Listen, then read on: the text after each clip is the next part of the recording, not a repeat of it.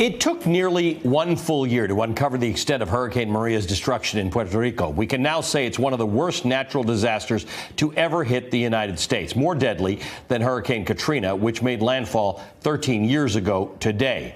About 1,000 more people died from Hurricane Maria than from Katrina. Early on, we reported on that situation on the ground in Puerto Rico, and it was very different than the story that was coming from the administration, though President Trump had plenty of praise for the recovery efforts. Here's what he said during his only trip to the island back in October when he tossed paper towels to survivors. I hate to tell you, Puerto Rico, but you've thrown our budget a little out of whack, because we've spent a lot of money on Puerto Rico, and that's fine. We've saved a lot of lives. If you look at every death is a horror. But if you look at a real catastrophe like Katrina, and you look at the tremendous hundreds and hundreds and hundreds of people that died, you can be very proud of all of your people, all of our people working together. 16 versus literally thousands of people. You can be very proud. Everybody around this table and everybody watching can really be very proud of what's taken place in Puerto Rico. So in addition to throwing towels and saying you've thrown our budget out of whack and it's not a real catastrophe like Katrina, the president also said there were just 16 deaths from the storm. Since then, the Puerto Rican government slowly revised that number, and in December, they announced that there were 64 deaths. And then yesterday, they officially revised the number to 2,975. That includes those killed during the storm and in the 6 months after. The study is an estimate. It's from researchers at George Washington University and was commissioned by the government. The report finds that from the time the storm hit in late September until February of this year, there were 22% more deaths than would likely have occurred if there hadn't been a storm. In fact, in some poorer areas of the island, the report found the risk of death jumped up to 60% higher than what would have been normal. Puerto Rico's recovery was plagued by rampant power outages and blackouts that in some areas lasted for months. Now, some survivors had difficulty receiving medical treatment. Others couldn't keep their medications refrigerated. The Puerto Rican government resisted revising the number of deaths until this study was released, even though just days after Maria hit, the mayor of San Juan, Carmen Yulín Cruz, begged for help and warned that things were much worse than they first appeared. Again, this is what we got last night: 4 pallets of water, 3 pallets of meals, and 12 pallets of infant food, which I gave them to Comerío, where people are drinking off a creek. So I am done being polite. I am done being politically correct. I am mad as hell, because my people's lives are at stake. I'm joined now by San Juan Mayor Carmen Yulín Cruz. We spoke, Mayor, on the day that hurricane hit. You and Stephanie and I, you were in a shelter with other people from San Juan, and you said from that moment, and I think you and I must have spoken every day in the days that ensued, you said every day that we're not being told the truth, that things are much worse than they are. Are you satisfied that finally this research has vindicated the idea that the response to the hurricane was not sufficient?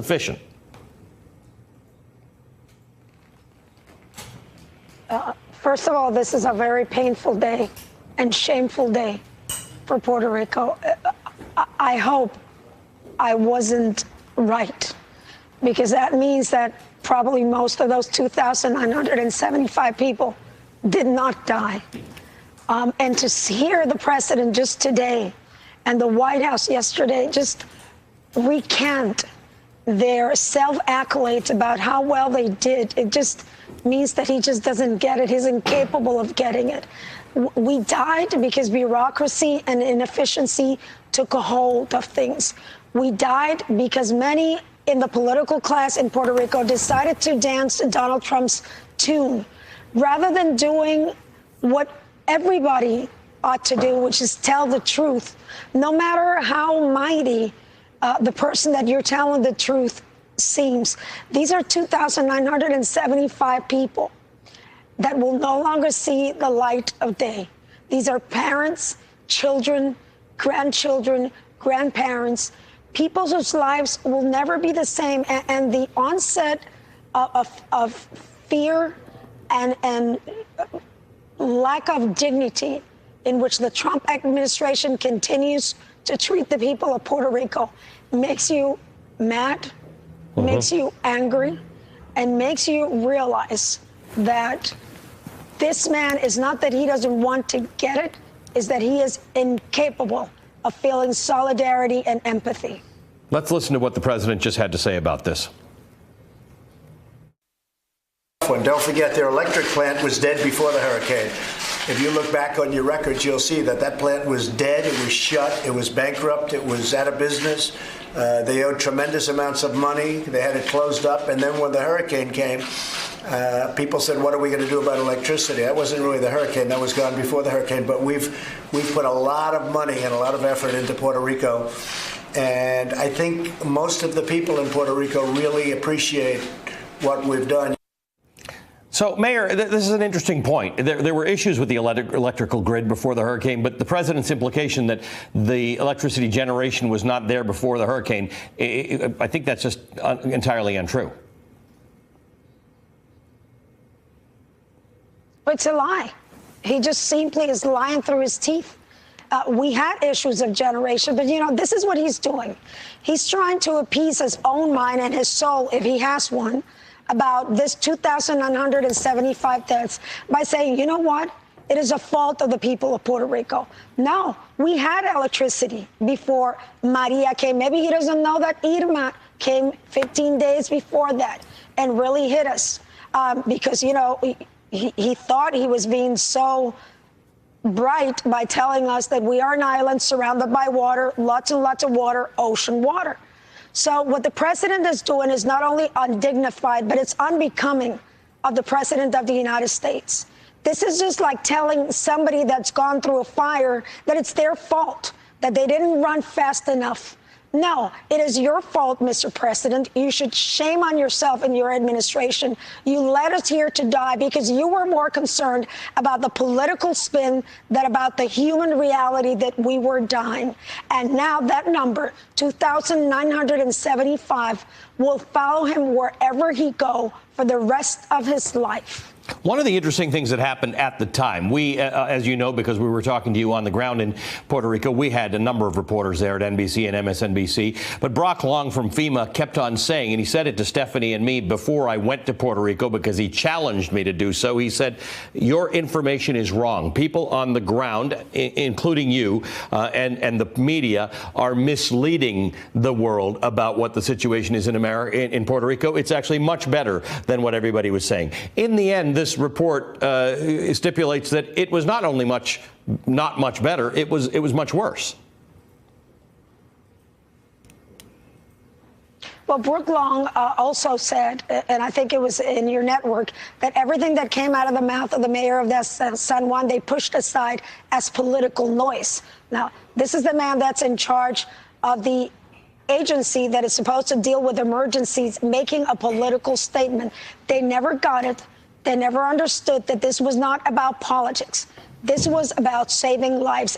And your cameras and your crews, because you weren't sitting at Mar-a-Lago when this was happening. You were there at the Coliseo Roberto Clemente, where people were scared. Yep. And you saw the devastation that happened after Irma and Maria. So I wasn't saying anything that was so distant from what reality was saying. But you know what? There is nothing worse than people that don't want to hear the truth, because the truth, if they accepted it, would make them understand that they failed. And the Trump administration failed the people of Puerto Rico. Yep. Thank God for the American people. Thank God for the Puerto Rican diaspora.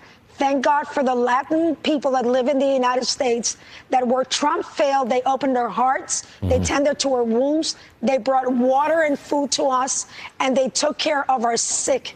Thank God for the people that have a heart, because if we were waiting for the Trump administration, the heartless Trump administration, we still would be dying. And let me tell you, there is a place, a municipal island called Vieques, where there is no dialysis center. And the people are still having to get on a boat, which usually has a lot of trouble, to come and get dialysis in the main island of Puerto Rico. So this is not over. This is not by far over. There are thousands of blue roofs and tarps still placed. If a hurricane category 1 should hit Puerto Rico right now, we would be in a worse circumstance than we were before. But I don't know why is it so difficult to understand that this is about people. This is not about politics. This is not about positioning the U.S. response as a good news story. This is a people died story. That is correct. This is a 2,975 people that died because of the neglect of the Trump administration.